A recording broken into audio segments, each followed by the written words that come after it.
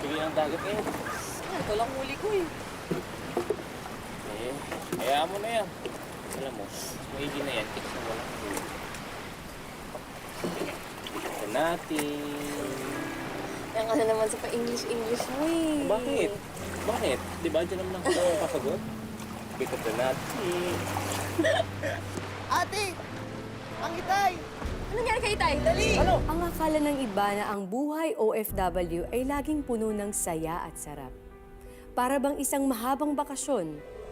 Ang hindi nila alam, puno rin ito ng lungkot at hirap. Araw-araw na mga hamon at pagsubok ang isang bagong mundong kung minsan ang tanging kakampi ay ang iyong sarili.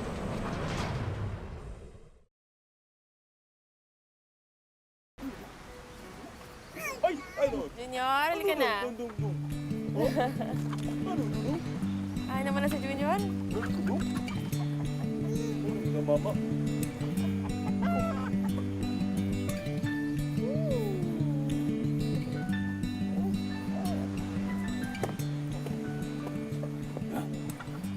Hmm, 300 lang. Ay Tay, huwag kayong mag-alala. Sa susunod, tatawagin ko yung mga kamag-anak ng mga isda para mas madami yung huli namin. Ano ka ba naman, Joanna? Seryoso ang tatay mo. Kaya nga, Nay, masyado kayong seryoso. Magpapatawa lang naman ako. Di ba? Di ba, baby? Joanna! Oo, napasugod ka. Oh, Grace, kumain ka na ba? Ipaghahain kita. Ay, naku, wag na po. Kakatapos ko lang. O ano, dali na, sumama ka na sa akin. Pass na muna. Oo, sayang naman yung pinag-aralan nating massage therapy kung di natin magagamit. Alam mo, ayos na muna yung paminsan-minsan tumatanggap ng pagmamasahe kila Aling Tinay. Sayang naman yung 25,000 na sasahurin mo. At labas pa ang tip dun. Alam mo namang ayoko mag-abroad. Ayoko iwanan yung anak ko. Baby pa to. Gusto ko siyang makitang lumaki. Malaki, laki-laki na nga eh, oh. Tatay muna. Oh, madaming incentives. At saka libre yung tirahan bukod sa mabilisang recruitment. Tsaka isa pa, alam mo, legal to. Saka na muna. Hindi ko talaga kaya iwanan baby ko. Alam mo, mas mabuti pa, bilhin mo yung Ano? mga natira sa mga huli ko kanina. Para naman may kitain ako. Tsaka, Nay, paabot naman, oh. Panggata si Junior. Bilhin mo na. Oh, sige, bibilin ko na lahat yan. Lahat? Oo, lahat na yan. Magkano ba yan? Oo, lahat. Labas mo yan, bigay mo lahat sa akin yan. Nay! Ano na? Oh, ito. naman. Wow, dami. Kaya ko ba dalhin yan lahat? Oo, kaya mo din. Dami. Ang saya, inubos Kali, niya. malaki katawan ko eh. Kaya ko yan eh. Natin. Yan ka na naman sa pa-English mo eh. Bakit?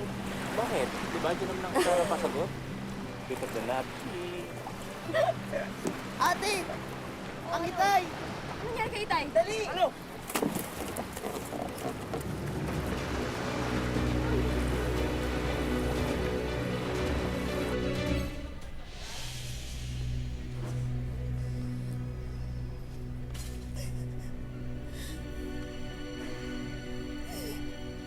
may paradunong sa puso ng tatay ninyo. Kapag hindi raw natanggal, baka lumala ang sakit niya. Ano daw yung kailangan gawin? Kailangan daw i-bypass surgery.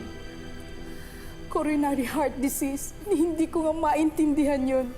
Kalahating milyon daw ang pwedeng magastos. Saan kamay natin kukunin yun? May pang-araw-araw nga natin, hindi natin kayang itawid. Huwag ka mag-alala, Nay. May awa ang Diyos. Nay, huwag na kayo umiyak. Gagawa ako ng paraan.